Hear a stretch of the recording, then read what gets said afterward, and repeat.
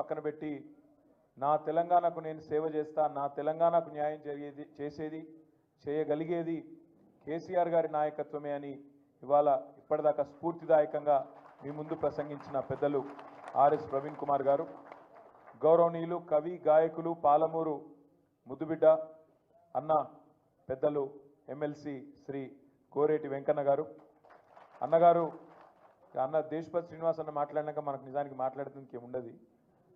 అద్భుతంగా ఇప్పటిదాకా మిమ్మల్ని ఉర్రు తొలగించే విధంగా ప్రసంగించిన ఎమ్మెల్సీ పెద్దలు అన్నగారు దేశపతి శ్రీనివాస్ గారు.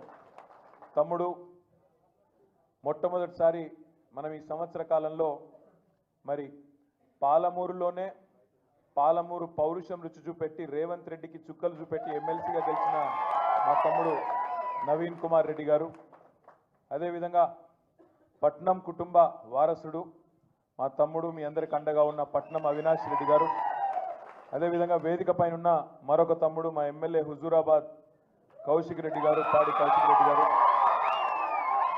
అదేవిధంగా మా తమ్ముడు బాల్కా సుమన్ గారు మాజీ ఎమ్మెల్యే గారు, ఈ కార్యక్రమానికి అధ్యక్షత వహిస్తున్న సోదరుడు వికారాబాద్ జిల్లా పార్టీ అధ్యక్షుడు వికారాబాద్ మాజీ శాసనసభ్యుడు తమ్ముడు డాక్టర్ మెతుకు ఆనంద్ గారు, చాంద్ పాషాబాయి గారు, అదేవిధంగా సలీం గారు, గజ్జల నాగేష్ గారు, తమ్ముడు మైపాల్ గారు, అదేవిధంగా వేదిక పైన మా కొడంగల్ నాయకత్వం మొత్తానికి నేను ఎవరో పేర్లు చెప్పలేదు, మనసులు ఎదుర్కోరి బయట తిట్టుకోరి కోరుతూ మరి వేదిక ముందున్న ఉదయం 3 గంటల నుంచి అరెస్టు చేస్తానని పోలీసు వాళ్ళని ఇళ్లకు పంపించిన నీ సంగతి ఏందో మా సంగతి ఏందో చూపెడతామని చెప్పి ఇక్కడికి వచ్చిన మా కొడంగల్ అన్నదమ్ములకు ఆడబిడ్డలకు, ముఖ్యంగా మా ఆడబిడ్డలకు హృదయపూర్వకంగా నమస్కారాలు, హృదయపూర్వకంగా మీ చైతన్యానికి వందనాలు.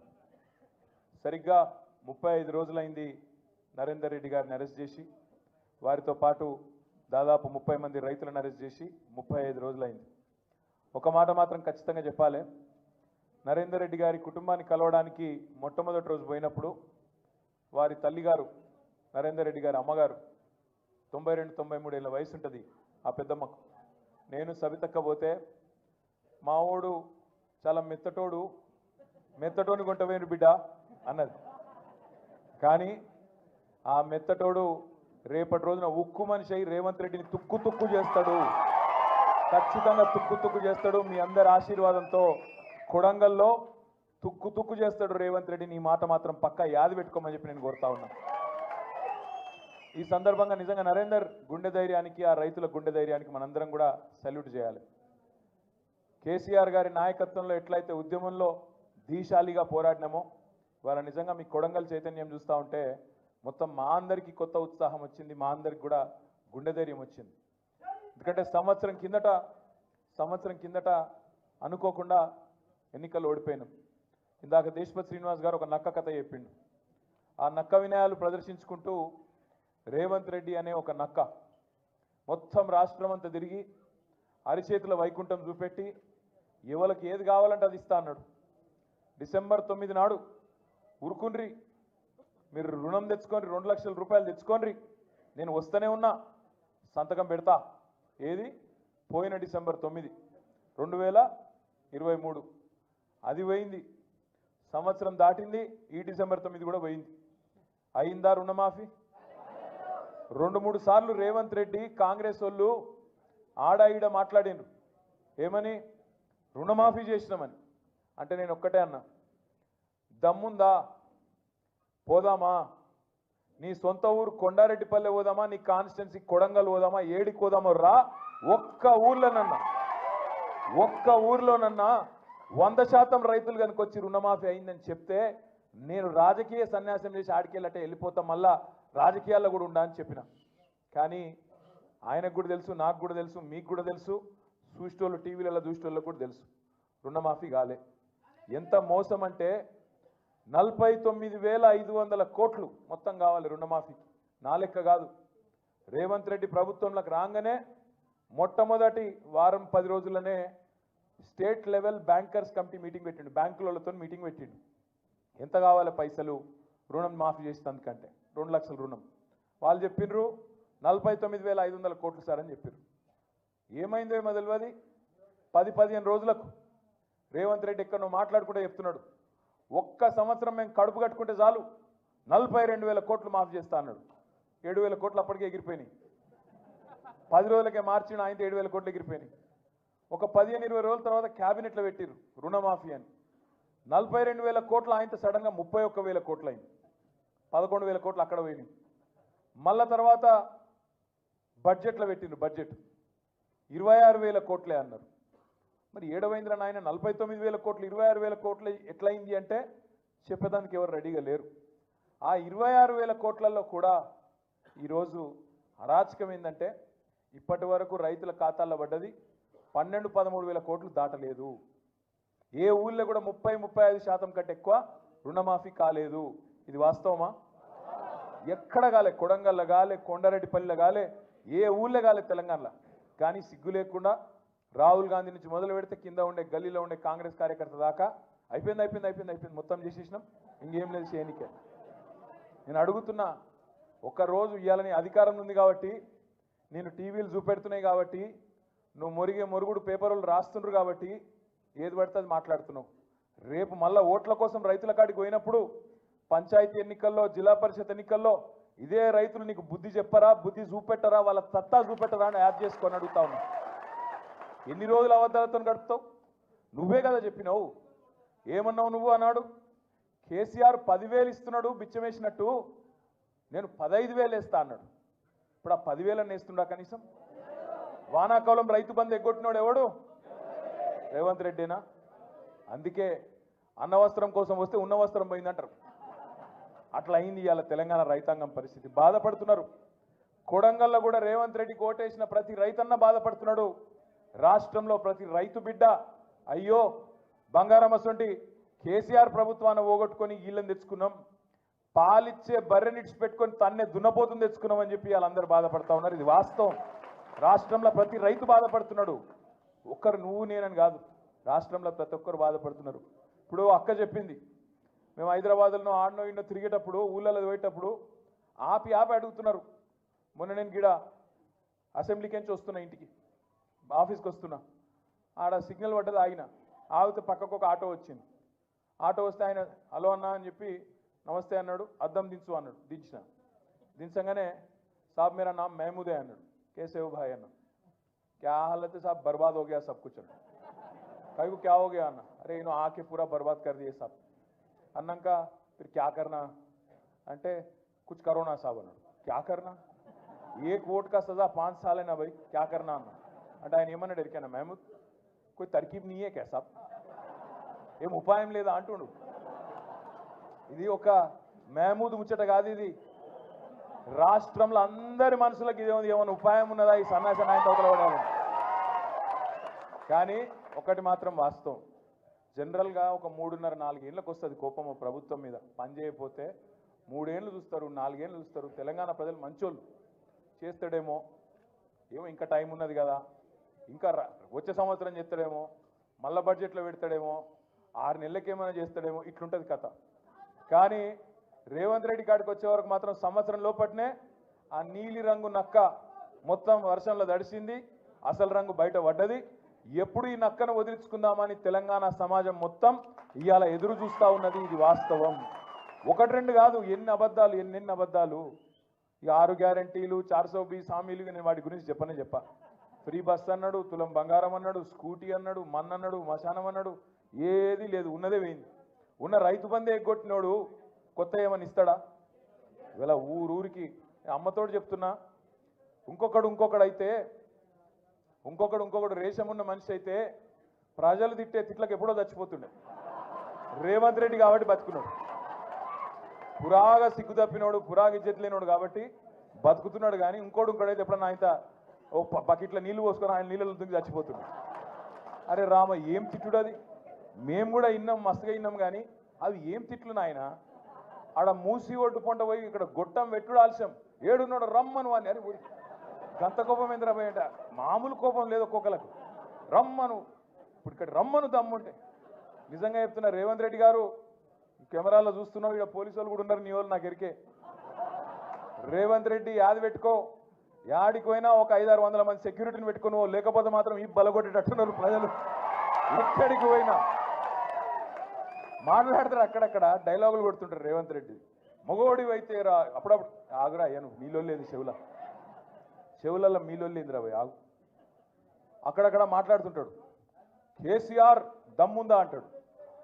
కేసీఆర్ అంటాడు. నేను అంటున్నా కేసీఆర్ కావాలంటే ఈయనకు మన సోషల్ మీడియాలో పోస్టులు పెట్టే పిల్లగానే తట్టుకోలేకపోతుండే ఈయనకడ కేసీఆర్ కావాలన్నాడు. అవసరమా?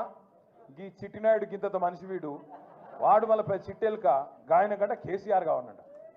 అందుకే మేము చెప్పినాం మొన్న అంత లేదు నీకు చేతనైతే అక్క అడిగింది ఇలా పొద్దున జగదీష్ అన్న కూడా చెప్పిండు. ఏం చెప్పిండు? ఇప్పుడు అసెంబ్లీ నడుస్తుంది కదా, రేవంత్ రెడ్డి గారు నాకు ఈ భాష ఇష్టం ఉండదు నిజంగా చెప్పానంటే, కానీ తప్పదు అప్పుడప్పుడు. నాకు నిజంగా అప్పుడప్పుడు నాకు ఇష్టం ఉండదు. నేను చదువుకున్నా రేవంత్ రెడ్డి లెక్క నేను ఆడ ఆవారా తిరిగినోని కాదు. చదువుకున్నా కష్టపడ్డా నేను ఎక్కడో పోయి బయట దేశంలో పోయి కొంత ఉద్యోగం సంపాదించుకున్నా కొంత పేరు సంపాదించుకున్నా నాకు ఇష్టం ఉండదు. కానీ ఇక కుక్కగాడుకు చెప్పు దెబ్బ అన్నట్టు ఇష్టంటోళ్ళకి ఇట్లే చెప్తేనే అర్థమవుతుంది. అందుకే చెప్తున్నా రేవంత్ రెడ్డికి అడుగుతా ఉన్నా నేను, రేవంత్ రెడ్డి నువ్వు నిజంగానే మగాడివే అయితే అసెంబ్లీ నడుస్తుంది కదా 15-20 రోజులు పెట్టు. మొదలు 10-15 రోజులు మొత్తం రాష్ట్రంలో ఉన్న ప్రజల సమస్యలు మాట్లాడదాం. లగచర్ల మాట్లాడదాం, గురుకుల పాఠశాలలు మాట్లాడదాం, అక్కడ ఉన్న సమస్యలు మాట్లాడదాం, రాష్ట్రంలో నువ్వు చెప్పిన 6 గ్యారెంటీలు మాట్లాడదాం, ఆటో డ్రైవర్లు ఎందుకు చచ్చిపోతున్నారో మాట్లాడదాం, చేనేత కార్మికులు ఎందుకు చచ్చిపోతున్నారో మాట్లాడదాం, బోనస్ ఎందుకు ఇస్తలేవో మాట్లాడదాం, మిగతా అన్ని విషయాలు మాట్లాడదాం. నీకు ఇష్టం ఉన్నంత కాలం రాష్ట్రం అప్పుల పాలైందని తప్పుడు ప్రచారం చేస్తున్నావు కదా, అది కూడా మాట్లాడదాం. నువ్వు నిజంగానే మొగాడివి అయితే 10 రోజులు ఇదంతా ఒడిచిపోయినాక మిగిలిన 4-5 రోజులు ఉన్నాయి కదా, ఈ స్కాము ఆ స్కామ్ అంటున్నావు కదా, మొగోనివైతే అసెంబ్లీలో చర్చ పెట్టు, అక్కడనే సమాధానం చెప్తా నీకు. అసెంబ్లీలోనే చెప్తా ఉన్నా ఈ ఫార్ములా ఆ ఫార్ములా అంటున్నావు కదా, ఏ ఫార్ములా అన్నదే నీ ఇష్టం. తీసుకురా అసెంబ్లీలో పెట్టు. 4 గోడల మధ్యన క్యాబినెట్లో కూర్చొని ఎవరిని ఎట్లా లోపల పెట్టాలి, ఎవరి మీద ఏం కేసు పెట్టాలి, ఎవరిని ఎప్పుడు నూకాలి, ఇది కాదు ప్రభుత్వం చేయాల్సిన పని. ప్రభుత్వం చేయాల్సిన పని ప్రజాహితమైన పని చేయాలి, ప్రజలకు మంచి చేసే ఆలోచన చేయాలి. ఎప్పటి నుంచి మరి కొత్త రేషన్ కార్డులు ఇవ్వాలి, ఎప్పుడు పెంచిన పెన్షన్లు ఇవ్వాలి, ఎప్పుడు 6 గ్యారెంటీలు అమలు చేయాలి, ఎప్పుడు 420 హామీలు అమలు చేయాలి. బీసీ డిక్లరేషన్లో చెప్పినావు, రైతు డిక్లరేషన్లో చెప్పినావు, విద్యార్థి డిక్లరేషన్ అని చెప్పినావు, ఎస్సీ ఎస్టీ డిక్లరేషన్ అని చెప్పినావు. వాటిలో చెప్పిన మాటలు ఎప్పటి నుంచి అమలు చేస్తావో గవి చర్చ చేయాలి క్యాబినెట్లో. గవేవి లేవు. మీరు చూస్తున్నారు ఎంత ఎంత ఎక్కింది అహంకారం నెత్తికంటే. మొన్న మీరు చూసిండ్రు ఢిల్లీలో ఇండియా టుడే అని ఒక టీవీ ఆడ చర్చ పెట్టింది. రేవంత్ రెడ్డి వేయండు. పోతే అక్కడ అడిగినరు వాళ్ళు, ఏం సార్ నువ్వు ఎవరిని పడితే వాళ్ళని జైల్లో పెడుతున్నావట, ఏం సంగతి అంటే, నేను ఎవరిని పెట్టినా అన్నాడు. మరి లగచర్ల రైతులను పెట్టినావు కదా, 30-40 రోజులకెళ్ళి వాళ్ళు ఉన్నారు కదా అంటే, వాళ్ళు కొట్టినరు, కలెక్టర్ని కొట్టినరు మాట్లాడతాడు. కలెక్టర్ ఏమో నన్ను ఎవడు కొట్టలేదని చెప్తాడు. కలెక్టర్ ఏమో నా దాడే జరగలేదు, కొట్టనే లేదు ఎవడని కలెక్టర్ చెప్తాడు. కానీ రేవంత్ రెడ్డి మాత్రం కొట్టినరు అని చెప్తా ఉన్నాడు. నేను ఒక్క మాట అడుగుతున్నా, దయచేసి మీరు గుర్తుపెట్టుకోండి. ఒక లగచర్లలో రైతులనే కాదు, ఇలా సోషల్ మీడియాలో పోస్టులు పెట్టే పిల్లలకు ఎస్ఐలు ఫోన్ చేస్తున్నారు, సిఐలు ఫోన్ చేస్తున్నారు, డిఎస్పీలు ఫోన్ చేస్తున్నారు. నేను చెప్పేది కరెక్టేనా? ఫోన్ చేసి బెదిరిస్తున్నారు. ఎందుకు బిడ్డ మీకు లోపల పెడతాం, కేసులు పెడతాం, లోపలేస్తాం అని మాట్లాడుతున్నారు. ఇప్పుడే ప్రవీణ్ గారు చెప్పినట్టు కోస్గిలో మీరు ఇక్కడికి వస్తుంటే, హైదరాబాద్లో మీ పార్టీ ఆఫీస్కు మీరు వస్తుంటే, మీ ఇంటికి మీరు వస్తుంటే ఆడబెట్టి మీ మీద పీడీ యాక్ట్ పెడతాం, లోపలేస్తాం అని బెదిరించుడు. దాంతోపాటు ఎల్ఎన్టీ ఎల్ఎన్టీ అనేది ఒక పెద్ద కంపెనీ, హైదరాబాద్లో మెట్రో కట్టిరు. ఆయన మొన్న మదినప్పుడు హైదరాబాద్కి వచ్చిండు. వచ్చి ఆయన విలేకరులతో మాట్లాడుకుంటూ ఒక మాట అన్నాడు. ఏమన్నాడు? ఈ ఫ్రీ బస్సు పెట్టినాక మాది కొద్దిగా తగ్గింది గిరాకీ అన్నాడు. అంటే రేవంత్ రెడ్డి ఏమంటాడు ఎరికేనా, నూక్కుని రావని లోపల అంటాడు. అరే అది ఉన్నది చెప్పుడు కూడా తప్పేనా? చెప్పుడే కాదు, ఇండియా టుడే టీవీలో చెప్తుండు అని నూకుమన్నా, నేను నూకుమంటే వాడు బొంబాయి వారిపోయింది అంటుండు. అంటే ఇక నీకు ఎవరు ఖిలాఫ్ ఆఖరికి పాపం. కానీ ఇది ఏం తప్ప? ఇంకా యాక్టరు, సినిమా యాక్టరు, ఈయన పేరు మర్చిపోయాడు. ఆయన చెప్పేటప్పుడు పేరు మర్చిపోయాడు. తెలంగాణ సీఎం అని చెప్పి అడిగి చూసిండు కొద్దిగా. మనోనికి ఆయన ఎక్కడో తలిగింది. అయితే నేనేమంటున్నా, ఇంత అన్యాయం అని పేరు మర్చిపోతే జైలు పెడతావు. ఇక గట్లా తయారైండు మన చిట్టినాయుడు. నేనేమంటున్నా దయచేసి మీ అందరికి ఒకటే కోరుతున్నా, మీకు ఇవాళనే నాంపల్లి కోర్టులో పట్నం నరేందర్ రెడ్డి గారిది, అదేవిధంగా 27 మంది రైతులది మొత్తం నిన్న ఇవాళ వాదనలు మొత్తం అయిపోయినాయి. అన్న చెప్పింది కరెక్ట్, ఆర్ఎస్ ప్రవీణ్ అన్న 24 రోజులు ఆడికెళ్ళి వికారాబాద్ కోర్టుకెళ్ళి ఇక్కడికి ఫైల్ రాలే.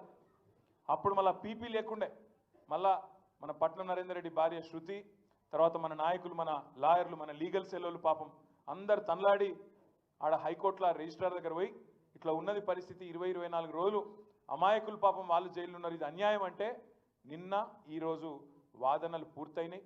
మరి అన్ని అనుకూలిస్తే అంతా మంచిగా జరిగితే రేపు తీర్పు వెలువడే అవకాశం ఉంది. మంచి జరగాలని చెప్పి మనస్ఫూర్తిగా ఆశిద్దాం, మంచి జరగాలని మనస్ఫూర్తిగా అందరం కోరుకుందాం.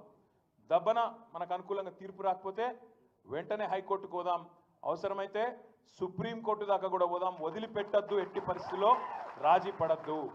ఒక్క మాట నేను మిమ్మల్ని కోరుతా ఉన్నా, మేము పోయినాం, సంగారెడ్డి జైలుకి పోయినాం, చెర్లపల్లి జైలుకి పోయినాం, ఎక్కడైతే నరేందర్ అని ఉన్నాడో పోయి కలిసినాం.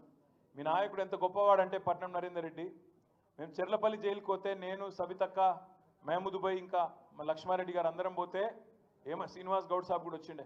ఏమన్నాడు ఎరికైనా నరేందర్ రెడ్డి, అన్నా నా గురించి విడిచిపెట్టండి అన్న, ఆ రైతులను విడిచిపెట్టండి, రైతులను జల్దీ బయటికి తీసుకొచ్చే ప్రయత్నం చేయండి, నేను మంచిగానే ఉన్నా, నాకేం కాదు, వాళ్ళని చూసుకోండి మీరు అని చెప్పి మీ నాయకుడు పట్నం నరేందర్ రెడ్డి గారు మాకు చెప్పిండు. ఒక గంత గొప్ప నాయకుడు మీకున్నాడు, మీ కొడంగల్లా, భయపడే అక్కర్లేదు. రెండవది, ఈ అంశాన్ని ఇక్కడితో వదిలిపెడతామని చిట్టినాయుడు అనుకుంటే ఆయనంత పిచ్చోడు ఎవడు లేడు. ఖచ్చితంగా ఢిల్లీలో పార్లమెంట్లో కూడా ఈ అంశాన్ని లేవనెత్తుతాం, రాజ్యసభలో కూడా మన గొంతు విప్పుతాం. మిగతా వాళ్ళు కలిసి రాకపోవచ్చు గాక, బీజేపీ వాళ్ళు మాట్లాడరు, ఇంకొకడు మాట్లాడాడు, కాంగ్రెస్ వాడు ఎవడు మాట్లాడాడు, ఎవరు మాట్లాడకపోయినా తప్పకుండా కేసీఆర్ గారి దండుగా, కేసీఆర్ గారి దళంగా, తెలంగాణ గలంగా మనమే మాట్లాడతాం, మనమే కొట్లాడతాం.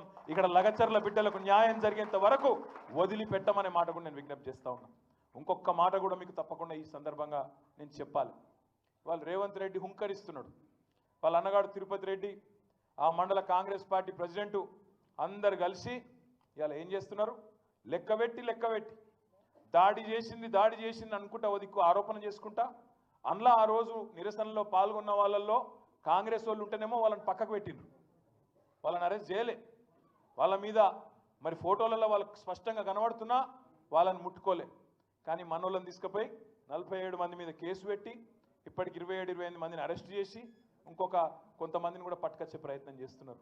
ఇంకా మళ్ళీ హుంకరిస్తున్నాడు రేవంత్ రెడ్డి, మీ దెబ్బకు వెనుకకు తగ్గిండు, లగచర్లలో మొదలు ఫార్మా అన్నాడు, ఇప్పుడు ఫార్మా వెనుకకు తీసుకుంటున్నాను ఒక దిక్కు చెప్పి కుడి చేత్తో వెనుకకు తీసుకున్నాడు, ఎడమ చేత్తోని ఇండస్ట్రీ జోన్ అట, ఇండస్ట్రియల్ జోన్ పెడతా, మా కొడంగల్లో పరిశ్రమలు పెడుతుంటే కొంతమంది సన్నాసులు మాట్లాడుతున్నారు అని చెప్పి మొన్న అక్కడెక్కడ మాట్లాడిండు. ఒక దిక్కేమో ఆయన్నే అంటాడు, తొండలు గుడ్లు పెట్టని భూములు మా కొడంగల్ భూములు, అక్కడ నేను పరిశ్రమ పెడుతుంటే మీకేమైంది అంటున్నాడు. అనగానే నిజంగా నాకైతే మనసులో ఎక్కడో నొచ్చుకున్నది. అరే కొడంగల్ రైతులు ఎవరైనా మాట్లాడతారా అనుకున్నా నేను. ఒక అమ్మాయి, ఒక ఆడపిల్ల, ఆ అమ్మాయి మాట్లాడింది, ఆ అమ్మాయి వీడియో పెట్టింది తెల్లారి, తొండలు గుడ్లు పెట్టవన్నావు కదా, మరి ఇది ఏందా అని వడ్లు ఇట్లా చేతిలో పట్టుకొని, ఇవేందా రేవంత్ రెడ్డిగో నేను చేన్లో నిలబడ్డా, ఇవేంటి వడ్లు కాదా, ఇవి తొండల గుడ్లా అని చెప్పి ఆమె అడుగుతుంటే మరి ఆ చైతన్యానికి నిజంగా కూడా సలాం కొట్టాలనిపించింది. ఇవాళ నేను మీతో మనస్ఫూర్తిగా కోరేది ఒకటే, వాళ్ళ అన్న ఉన్నాడుగా తిరుపతి రెడ్డి అని ఒక అరాచక శక్తి, పోలీసు వాళ్ళని వేసుకొని, అధికారులను వేసుకొని, వాడు మెంబర్ కూడా కాదు కనీసం, వాడేదో పెద్ద పీకుడు గల్లగా తిరుగుతున్నాడు అక్కడ. నేను ఆగది ఇదేం మేము చూస్తాం. ఎవడు నువ్వు చెప్పేందుకు అసలు? నువ్వు వార్డు మెంబర్ కాదు, సర్పంచ్ కాదు, ఎంపీటీసీ కాదు, జెడ్పీటీసీ కాదు, కౌన్సిలర్ కాదు, ఏ పదవి లేదు, నువ్వు వచ్చి అంతు చూస్తాం, మేము ఖచ్చితంగా పెట్టి తీరుతాం, వెనుకకు దగ్గం, అసలు ఎవరు నువ్వు చెప్పేందుకు?